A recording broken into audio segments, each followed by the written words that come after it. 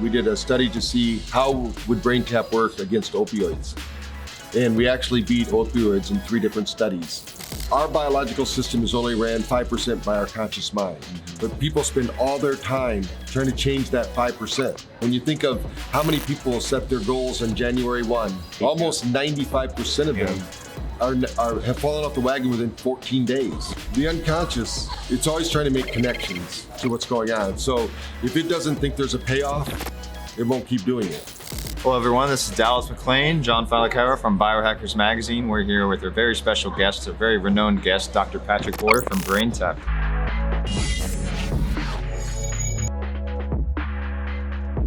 I wanted to talk a little bit, Patrick, because it's been a little bit of time since we had that interview, maybe a year or so ago, for the cover of Biohackers Magazine, and I certainly learned a lot about the introductory phases of BrainTap and what you guys are doing. So I know we all know it's a headset that focuses on light and sound and making this therapy and optimizing the brain, but what can you tell us that's a little bit more intricate than that? We just had a recent study come out of Brazil that we didn't even use the headset. We did a study to see how would BrainTap work against opioids. And we actually beat opioids in 3 different studies. So that means that when you downregulate the nervous system, this beta brain that we have, you start including more alpha and theta, you start to create more of what's called analgesia in the body. Our own neurochemistry starts taking over and reduces pain. It's actually, if you do it once a day, we found that it is a better effect than taking the opioids because they wear off, and so they would have that pain. And we all know that, opioids are destroying people's livers and all the other things that are going on. So that's pretty exciting stuff. And then I think since we talked, we did our sleep study in Australia. A lot of people are concerned because we have blue light, right? But we have such low level blue light, your eyes are closed. It's not really gonna affect you that much. Some people will be sensitive, so just don't use it at night. That's like 20% of the people that would even have that issue. And usually they're blue-eyed or green-eyed. But what we did was we took a study in Australia. We had a graduate student at Quantum University that wanted to do a sleep study. He lived in Western Australia. We went to the coal mines, and he worked for them already. He was a psychologist. So, and these guys would come into work pretty much drunk every day. That's their style, unfortunately. so what we did was first we used our NeuroCheck technology to show them what drinking did for them. We said the ones that would be willing to not drink during the study, because of course you can't do much with the brain if you're drinking. Even one drink we know affects the brain to the degree that you can't really get the movement that you want. They woke up in the dark, they went to work in the dark, they worked in the dark, they left in the dark, they just never saw the light of day. Wow. So if they had a circadian rhythm problem, they were the ones. They let us set up our chairs right inside of the coal mine in their entryway. And every day they would come in, they would do a brain tap. So we'd get their brain engaged, get them, focused. During lunch, they would do a brain tap before they ate their lunch. They would do one before they left the building. And we had a group that didn't do the brain tap with the headset. So we're always wanting to see what would happen if we didn't use the headset. Because we're in 120 countries now. Some countries we can't even ship the headset into because they have certain, like Peru, for instance, we're starting getting, it's more money in taxes and duties than the equipment costs. Okay, it's not because of regulation or whatsoever. Right, we can ship it there, but if you got to pay, $900 for a $600 headset, you're not going to do it. So, but until we find a way to get through that, I don't know what that would be. So what happened was the group that was using the headset in 3 weeks got a 70% sleep improvement. We actually got to present this to our government here, the National Institute of Health. They were blown away. And the group that used the app only got to that same level of improvement, but it took 6 weeks. But the main thing was their quality of life score, the way they felt, because what kind of life is that, really?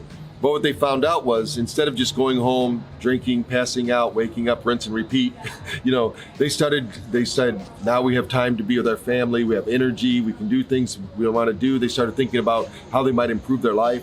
Because if, you don't know there's a choice, a lot of people don't know that you have a choice to, literally, like we're here at the Biohacking Conference, you can biohack. Even though you work in the dark, you can use light therapy to keep your body regulating appropriately. So those are a couple of new studies. We're always doing studies, things going on. So we have a lot of great things going on. The Seminole College, actually, since we talked, which did the golf study, they won the national championship again. Okay. The team we did. Again? But the thing that was really incredible was now they're having the whole all their sports teams use it because the golf team had the highest GPA in the school. No way. So it's, which I knew was going to happen. Their brain's going to work better. So whatever they're learning and thinking, they're sleeping better. They're going to perform better in the classroom. I do remember we spoke about this opioid study. You were just starting it at that time when you were on that podcast, and I was curious to see if any impact on the addiction was an issue or not. Have you got any feedback on that? We don't have the official reports yet. We just, from our science officer, he's one working with them.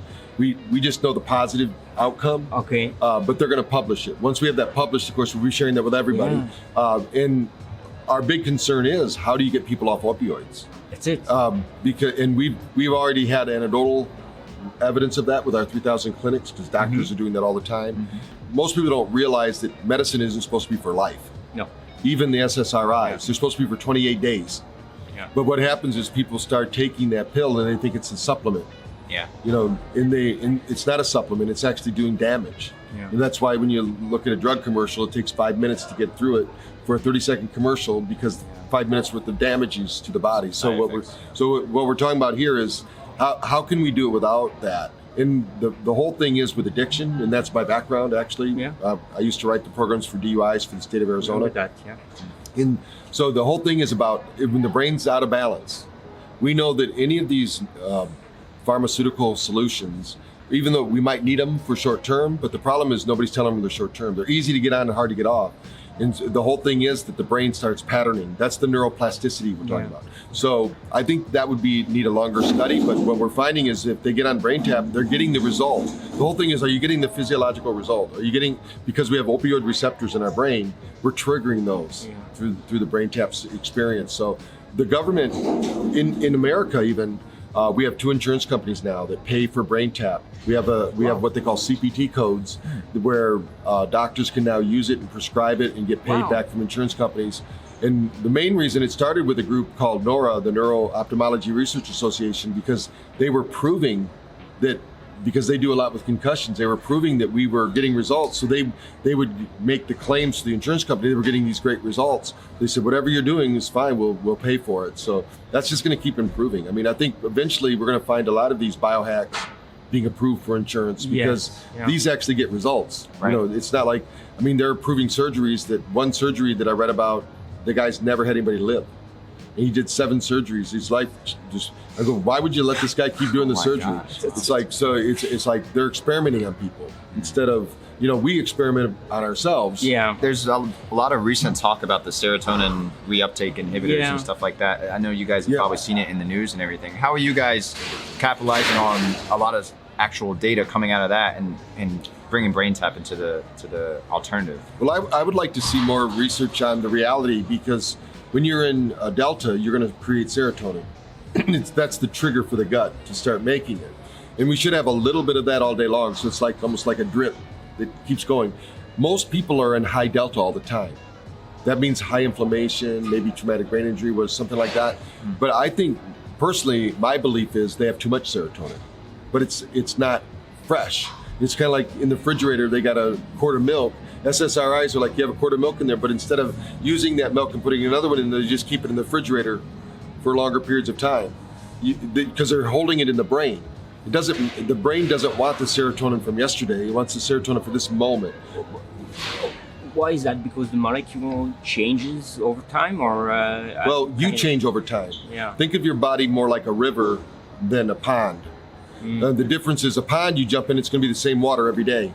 A river, if we jump in today, it's different tomorrow. It looks like the same river, but it's different because every cell of your body is changing every 40 seconds. True.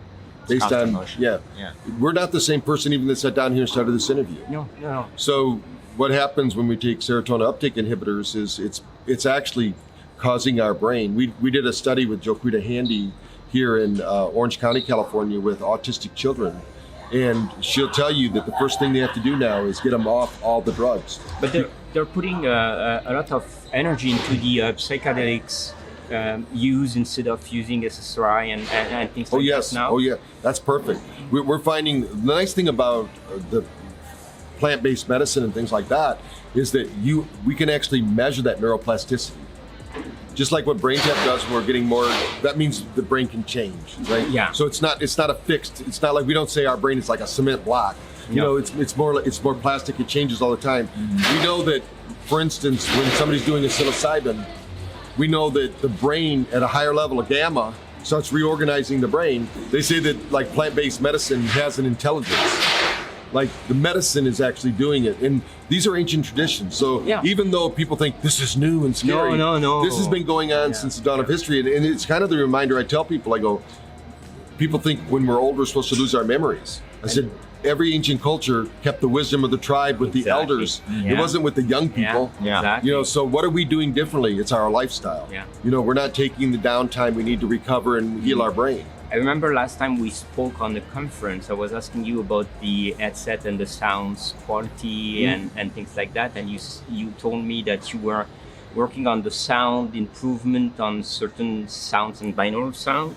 And also that you were looking at integrating some other technologies on the top of BrainTap, not just the light and the sound, but something else. We have frequencies now. Yeah, frequencies. The headset we're demonstrating here at the Biohacking Conference is now every 2 minutes the ear lights actually change to another frequency. Oh. So even though the light is 470 nanometer, 650 nanometer light, the light is pulsing. Even though when you look at it, it looks solid. Yeah. That's like watching a movie where we don't see the movie light. Because it's going so fast, it's going faster. Like the slowest Nogier frequency is like 187. So, but they're changing every 2 minutes.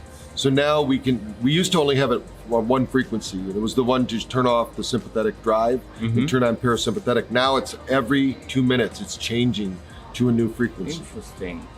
So what are the advantages of changing like every 2 minutes? Exactly? Well, just like our brain doesn't, let's put it in the context of physical fitness. If you go to the gym and do the same workout every day, your muscles are going to atrophy. You're not going to get the muscle growth. You need to have that rest and recovery time. And so with the brain for neuroplasticity, we need to do something different, something new, introduce a new piece. Now that's the same every time, but what's changing is also we put solfeggio frequencies into the sessions. And what we find is it creates a harmonics that triggers different regions of the brain. And part of that is to just, we need to keep the brain guessing. With 1,800 sessions, they have a lot of flexibility there, and they can keep that neural exercise going. Is it a transposition of neurophotomodulation directly? Right. Yes. Yeah. So you can do that with light. Yeah. We're bringing energy like vasodilation, blood flow, circulation, nitric oxide release, all of those things that happen. But the hemoglobin is absorbing that light energy. And then as we tire during the day, we run out of all the things our cells need to operate, NAD, all those things. We're burning all that stuff out. But if there's light present in nitric oxide, we're giving the body back the building blocks to keep that functioning at its highest level. Now, you still have to make sure you're eating healthy. You know, you can't do this and then eat, candy bars and things like that. You've got to eat healthy for your brain.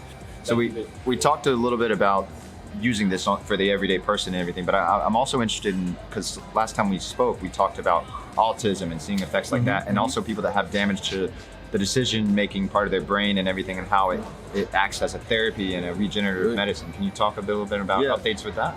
Well, yeah, we have a Dr. Kelly Miller who wrote the book Saving Your Brain, and he writes about it now because what we can do with BrainTap in the professional version, because we wouldn't want just anybody doing this, but we have sessions that actually can speed up the left hemisphere, slow down the right, or vice versa, because we can control that with the app. And so most of the time what happens with dementia, Alzheimer's, ADD, ADHD, anxiety, depression, if we do a scan with them with like the WAVI or a piece of equipment called the New Mind, or what's called NeuroInfinity, these are all different brain devices that we can measure, QEEG. What we'll find is that the energy across the hemispheres are mixed. So if you don't have 10.1 in the frontal lobe, you're going to have that mismatch is going to start to create anxiety, stress, depression. It's going to lead to dementia, then Alzheimer's. Because what happens in the brain is when we think of memory, like if you think of your favorite memory, you didn't just go back into your brain and pick out a filing cabinet and pick up that piece of paper. 6 to 8 places in your brain lit up at that moment, because it's all sorted all over the place in your brain, and then it's reassembled. That's your hippocampus.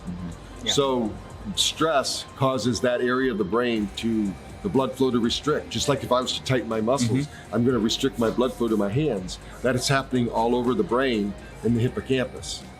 And that's why when let's say we're in a situation where maybe we've done something a million times, we do it really well, but then we're told, get up and do this in front of a new group of 200 people. And then you're like fumbling around, you go, then when you're done, you go, I've done this 100 times, I can't believe I did it. That's because the hippocampus didn't deliver the information. On the other hand, as we get older, unfortunately, maybe the information doesn't get delivered as fast because we have plaquing and all the other things that happen in the brain. And what the brain will do is if it doesn't deliver that information at the right moment, like instantaneously, the speed of light, then it says, okay, that information's not there. That's where Hebb's law says those neurons that unwire together won't fire together. Yeah. Right? So the information's not there. It says, we're not getting the connection, so stop trying. They called it up. They said, just like on the internet, if we going for a IP address and it's not there, they're going to say, oh, take that off the menu because it's no longer there. That memory is still there, but we can't get access to it. That's what's happening when the hippocampus gets stressed out. And then eventually what happens is the brain just starts shrinking. It all shrinks anyway. Every night when we go to sleep. 20%. You told me earlier. Yeah. So we need to hydrate every morning, right? Mineral salts and water, to get the body going.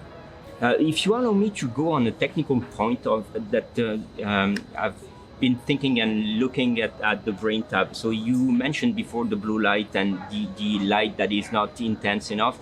And I was reading some studies that were saying that since our eyes are actually an extension of our brain outside of our skull, they need a certain amount of light that is quite high in terms of intensity to be stimulated when our eyes are closed. I'd like to have your feedback on that thing, since on BrainTap use a low intensity light. Would you one day think that you're going to put some high intensity for certain new BrainTap application, or not at all? For what we want to do, the eyes are 300 times more mitochondria than the brain, although they're attached to the brain. That's the highest group of mitochondria in the body. So its whole job is to absorb light. Okay. And also we know there's been studies where we project light through our eyes. Yes. So that's the one I was. So when we're talking about that, so what the whole thing is that we're not really working with the eyes. Although we use the eyes as the trigger, we're working with the cranial nerve too. So the brain's, we're just saying there's light over here, there's light over here, there's light over here, there's light over here, and the brain activates. The brain activates.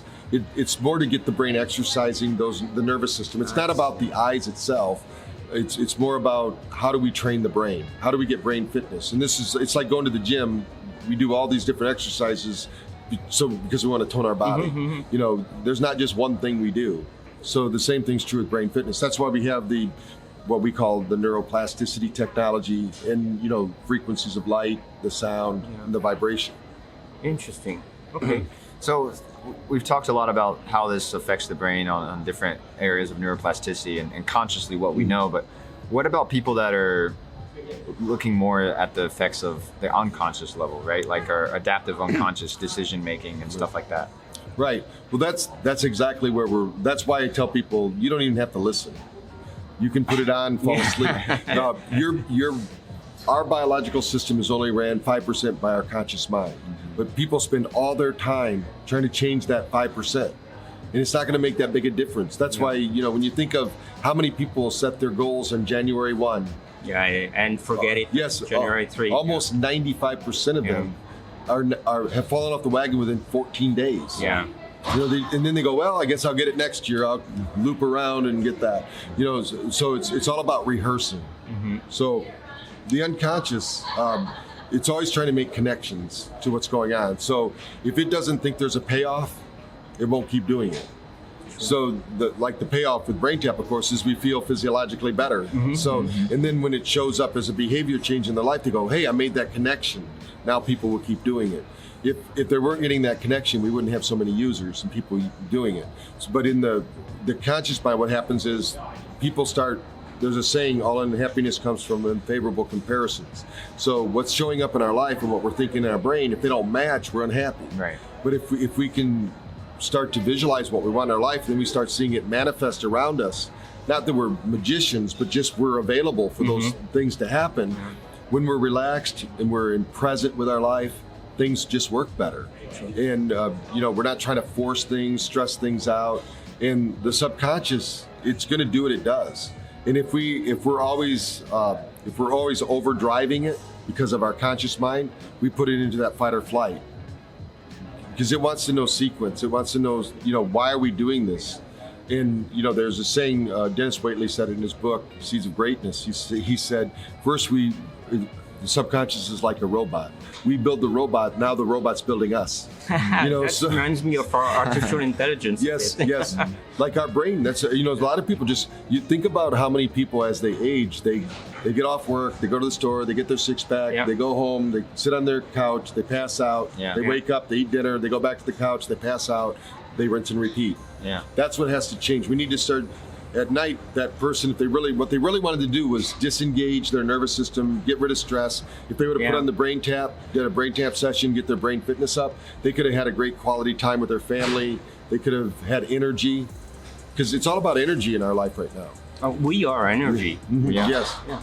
Anyway. So does BrainTap tap into the actual awareness, increasing the awareness that the unconscious is sending? Like the brain is sending our body? Well, think about it like right now as we're sitting here, every radio, TV station in LA is being broadcast to us. We're not hearing it because we're not tuned to that frequency. So if we want to tune to the frequency of health, we've got to change our brain frequency. So that information's available. Yeah. They call it the global unconscious or whatever, or the morphogenetic field. And I think that as people, there's a reason why the light bulb was discovered in 3 different places at the same time. Pretty much all of it, they didn't have what we have today, but they're inventing this thing. How did that happen?